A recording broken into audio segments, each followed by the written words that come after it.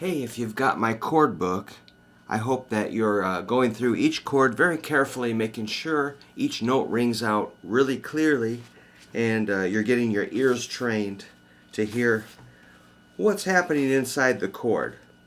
So I've got some students making good progress, and really takes time to get through this book the way I intended. If it was you and me working together, I would check you out on each chord multiple times before we move forward. But if you are on page 8 by any chance, you'll see power chords, and a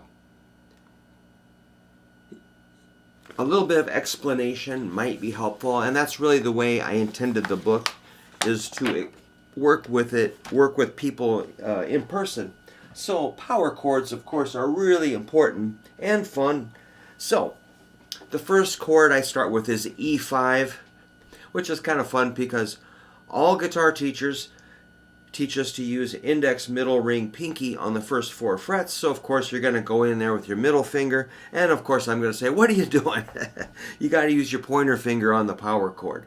So it's just kind of a quirk in the rule, but so you've kind of moved your hand up 1 fret in your position. So pointer finger is going to be at 2nd fret for the E5,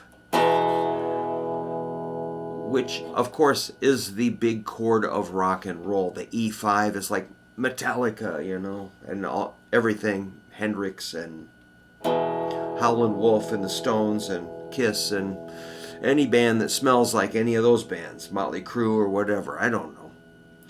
It's just crucial. You got to hear that E5. So I try to get people to tune their ears in on that. All right, super simple. And I'm sure my students are wondering, why? I'm like, because that's the chord we use in millions of songs, okay? Now I go E, A, D, G. I kind of organize the guitar like that. E, A, D, G. So if you're playing in a band or figuring out a song, if it's guitar bass, there's a good chance it's in the key of E. If it's not that, key of A. If it's not that, key of D. If it's not that, key of G. Sounds a little flat, doesn't it? All right, so power chords, E5, A5, D5, which is in the book. Then the 4th chord, G5, instead of going like this or this, I wrote it out like this, because that's really how I play it sometimes, and it's very easy. So that's your middle finger on the 3rd fret of the 6th string, press down and let it knock out the 5th string. The A string is silenced on the underside of your middle finger. Just let it touch that string, and the other 2 strings are open. So you just give it a whack. Any number of those strings will give you a G5, pretty much. All right, so I don't push ahead there. I make sure everybody's got that E, A, D, G down. And if you look down at the bottom of the page, you'll see some exercises. And these are a lot of fun. I make up a story that, let's say you're learning guitar and your best friend's a drummer, and you decide to form a band. So first thing you do is create a band name, and you got a logo and a website and a band vehicle, and you got all your guitars and everything. And then you go, hey man, we should probably practice or something. And you get together and you realize you don't know anything. All right, that's no problem. We'll figure that out because we've got the desire. So let's say somehow you get together and your first song is example 1, E5 to A5, which is like,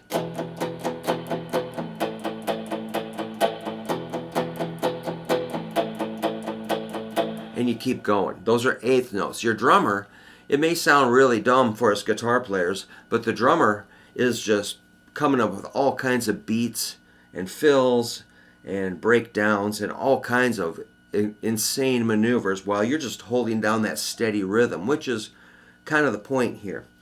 All right, you're going from the 1 to the 4. That means the 4th note in the E major scale is A. Check it out. 1, 2, 3, 4, 5, 6, 7, 8. So we're going in fourths here. The fourth of E is A, which is a very neutral sound.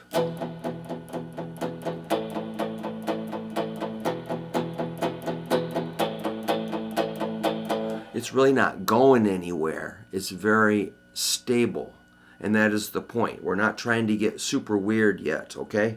We're just making sure that you can chug on some chords. That's easy. And I recommend you use a metronome or a drum machine or a drum beat or a drummer or something. Make sure your timing is perfect, okay? Learn that.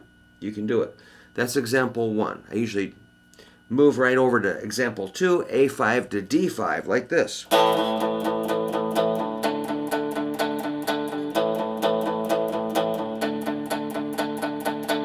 And it goes on and on. So with the drummer, the drummer could go crazy while you're just holding down the basic rhythm, which is crucial. Before we add all kinds of crazy stuff, make sure you can stay in time and play a simple power chord thing, all right?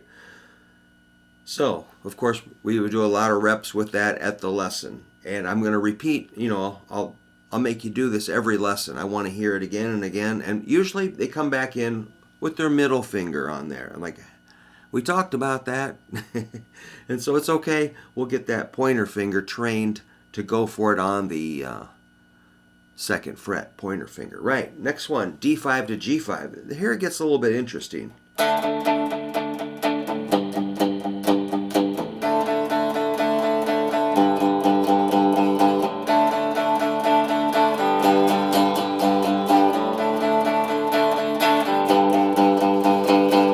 You can do some palm muting with your picking hand, let it sit on the bridge, roll forward slightly so the strings are slightly dampened. Not too much, just a tiny bit. You don't want to overdo it, just a little bit. All right. And maybe if they get that down, within a few weeks we'll get over to that G5 to C5, just to give you a little idea what's coming up. Here I might have you switch to a more conventional G5. G5 to C5. And here I might just, while we're at it, just throw on 3 fingers.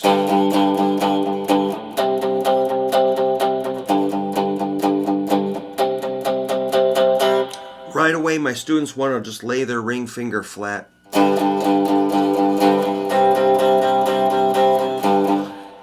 Yeah, it works. I see what you're doing. I understand. But fingertips are going to give you more kind of dexterity and control in case you need to hammer on, pull off, or form a full chord. This kind of clubby thing, yeah, it could work, but the danger is you might hit an extra string. Check this out.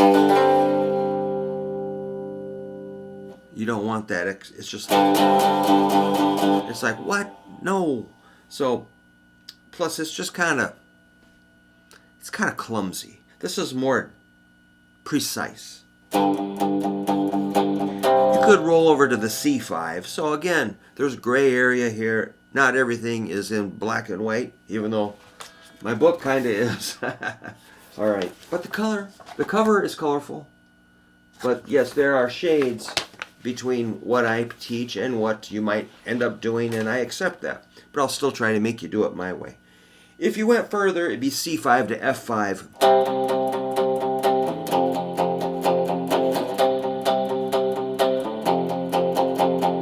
Just for fun, let's do a couple more. B flat, or F to B flat. So I might roll the ring finger flat. And you really could write, every one of these could be, what if you had a band and every one of your songs was, you just go down the row. For our first song, E5 to A5, second song, A5 to D5. Would the audience even know the difference? I don't think they would. All right, number 7, I just will do a couple more. B flat to E flat. My chord, I don't really show it like that in the book, but that's probably how I'd play it. I wrote it like this, just to be ornery, but I like that, but probably this. Then you you got E flat to A flat.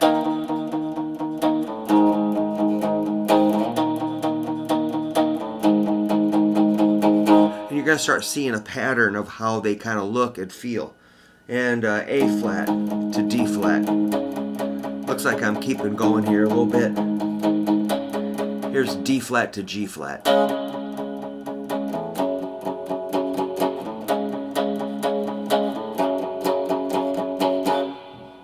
G flat to B. It's kind of monotonous, but you have to know this. It's kind of like, you know, studying addition or mathematics, multiplication or something. You have to know it if you want to be able to count your loot at the end of the gig. All right, then we got B to E. Could go here.